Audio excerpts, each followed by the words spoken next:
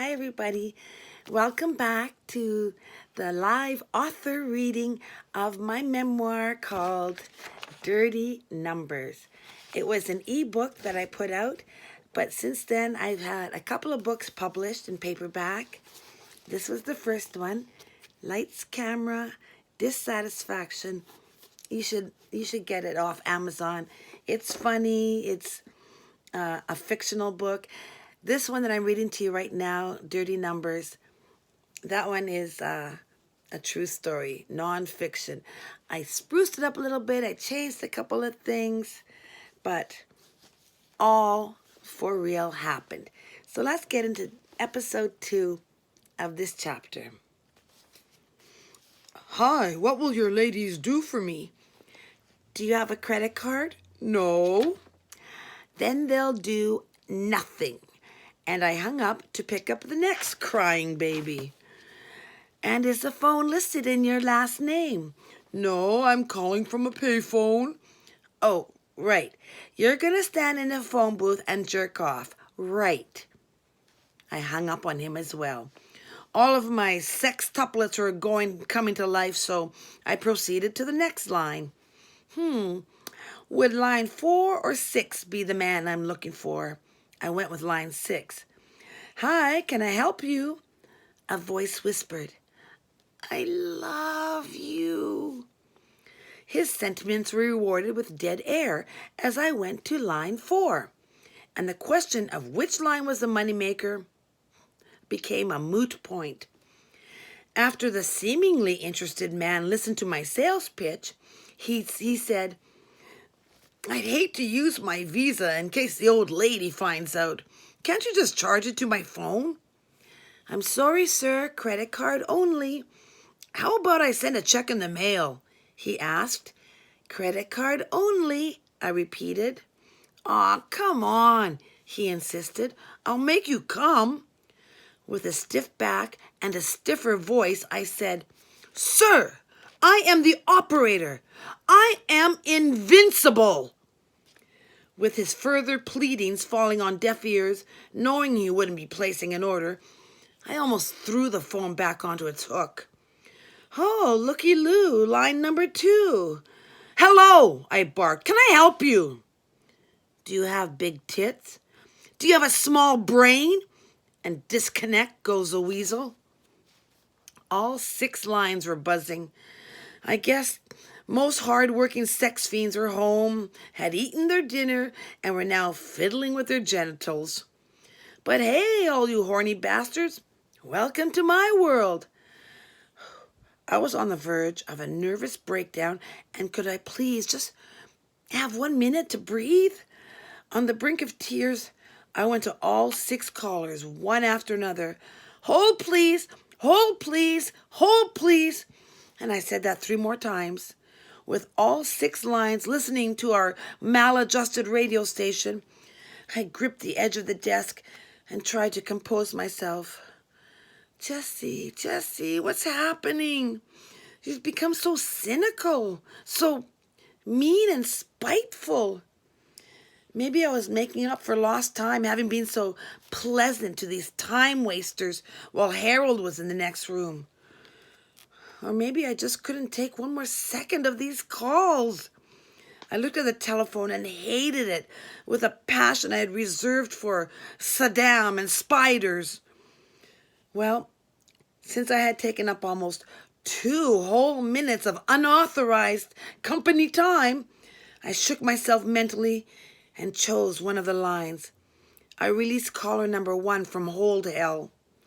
Hello, thanks for holding. How can I help you? I said in a pleasant, if weak voice. Jessie, don't hang up. It's Jimmy. I gotta talk to you. The words were clear, but now a train began to roar through my head. Pent-up emotions spilled out, nay, like a lance, like a pus-filled boil. And you know the saying that goes, you always hurt the ones you love? Well, say no more. Jimmy, are you fucking crazy? Do you know how fucking stupid you are? Calling me at work? You know the goddamn rules here? Are you trying to get me fired because you're sure doing a fucking good job? Jess, listen. I was out walking. Oh, wow. So now you want to fight because I couldn't go out for a walk? Did you know Harold was standing right in front of me when you called last time? I couldn't believe it. I, a.k.a. the shrew, wailed at him. Jimmy rushed to continue what he was saying. Wait, what I have to tell you is important. I went out for our walk anyways, and I was thinking about you, about us. But you couldn't stop the train. Oh, thinking about how you can get me unemployed? Harold was interviewing new girls tonight, and he's been listening to the phone taps again. He can replace me any minute. Don't call, Jimmy. Whatever it is can wait till I get home. Do you understand? Do you got that? And I hung up the phone as hard as if it were my own property. Breathing hard, knowing I'd put a stop to Jimmy's calls, I went to line number 2. I was greeted by a fellow heavy breather. Hi, Reg Linklater, regular customer. Who's available right now? I glanced at the schedule. I have Tiffany. I have Lily. He interrupted me. Fine, Tiffany, but can you call her? Have her call me right away. I'm almost there, if you know what I mean. I harumphed. No kidding, I know what you mean. I talk to 50 men a day who are already there. I quickly placed his call, but my mind kept going back to the phone call with Jimmy. For the past couple of weeks, Jimmy and I had been going on walks. I had complained that my rear end was starting to look different and not in a good way. Could it be the 16-hour shifts, day after day, sitting in one lumpy chair? And since Jimmy was into any type of athletic activity, and walking seemed to be the only sport I could commit to, he agreed to accompany me. Besides exploring different neighborhoods and having the funny feeling we were getting to know each other anew, it also seemed to be a healthy form of foreplay. Here it appeared we were on the road to recovery, and I just shot him down. Jimmy deserved better than that. Line number 3, just heavy breathing.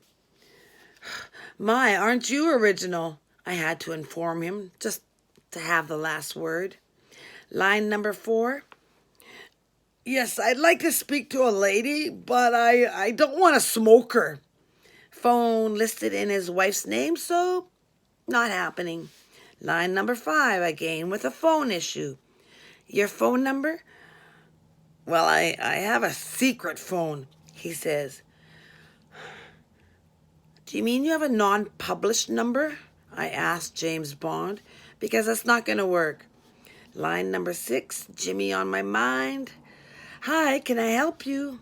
Leather. Fine. Would you like to place an order? For leather. What credit card will you be using? Leather. I could have been out looking at Chinatown tonight, but no, instead, I'm talking to a complete moron. I bid him adieu with leatherette. Once more, all 6 lines were vying for attention. But my mind was no longer on my work. My mind was on my beloved boyfriend and the shoddy treatment I just dished out. Who would want to stay with a piece of work like me?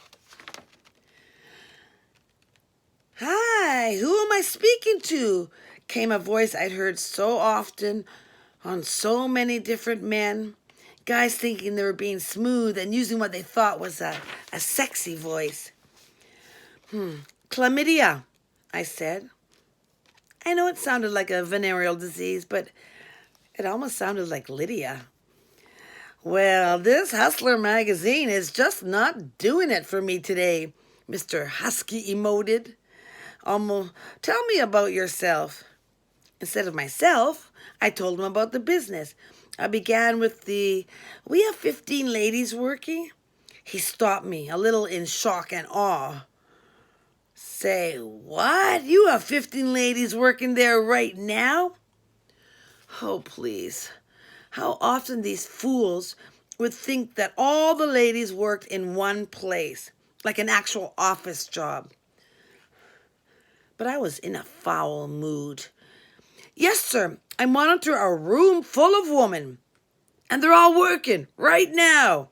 He had lost the velvet lining to his voice. What the hell? Most of them are, I lied. I have two masturbating, one pissing, one shitting, one spanking. Hell, there's one in the stall with our horse Bessie. But hey, you still got 4 to choose from. Would you like to place an order, sir? Can I just keep talking to you? The voice eagerly asked. I couldn't believe what I just heard myself say to a customer. I hung up, ashamed. Picked up on line number 6, usual salutation. Yes, do you do same-day service? A man asked. This is a phone sex company, I informed him. Yes, I know that, he replied, a little miffed. Oh, excuse me, did I injure your intelligence? Of course it is same day, sir, I responded. We sure wouldn't want you wanking off for 2 days while you waited for your phone call. Why, with this fine company, you'd only have to play with yourself for maybe 10 minutes. You don't have to get so snippety about it, he said, before hanging up on me. And he was right. A total stranger, regardless of his race, creed, or sexual preference, pointed out the obvious. I was turning into a royal bitch. I made up my mind.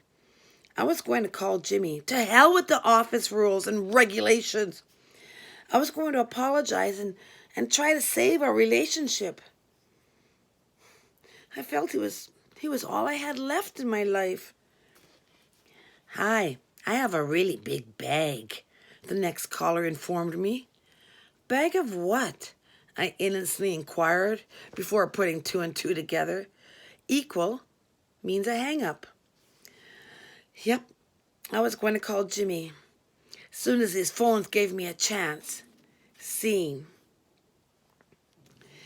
The man who had whined about our prices earlier had called back. Since his information apparently checked out okay, I placed his call with Ernestine. I'm warning you, though, I told Ernestine/Charlotte. He was pretty upset with the price, claimed he could pay the same thing on the street. Ernestine laughed. So let him spend $55 to catch some disease. And really, $55? What's he gonna get for that? Shit, that's a tip. Ernie was on a roll these days. I hoped it wasn't due to my pep talk, but she seemed to have had an attitude adjustment. She went to work. I placed yet another call to Jimmy. Again, my call went straight to voicemail. I left another message. The first 4 messages were fairly calm, but this one was a touch more agitated. Jimmy! I fairly screamed. Call me! Why don't you answer the phone? I need to talk to you. Don't go meeting somebody. Just give me a chance. I love you. And then, feeling a sense of deja vu, I just pressed the disconnect. The instant ring startled me. Oh, please be Jimmy. Hello? I simply said. Hi, Jerry Jameson here, said a regular caller, not one of my favorites. He always seemed to be trying too hard. Hi, Jerry. Who do you want to talk to tonight? I asked, cutting to the chase. Oh, is this Jessie? He asked. Didn't I just talk to you a few short hours ago?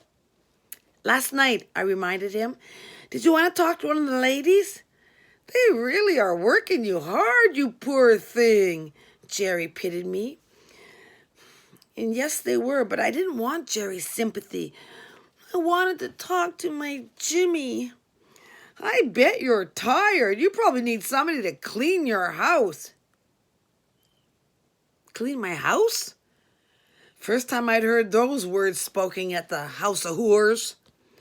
I could vacuum, do your dishes. I would lick your floors clean, he exclaimed. I was so startled, I quickly pulled out his card and glanced at his file. Oh, of course. In big letters that were also highlighted, it said, very submissive. Sorry, Jerry, I sighed. Much as I could use you, we're not allowed to meet our clients.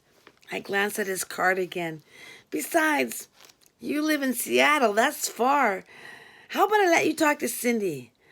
Oh, but maybe not. She's in a nasty mood tonight. He took the bait. Yes, I want to talk to Cindy. You'll have a call within 10 minutes, I said. And upon hearing his happy squeal, I added in a mean voice, maybe it'll be more like 20 minutes. I thought that would dampen his spirits somewhat, but he just said, oh, Jessie, you tease. I can wait. Why did I feel like I had a hook in my lip? Scene. And we're just going to end it there, coming back at you with episode 3 in chapter 6. So we'll see you really soon. Bye now.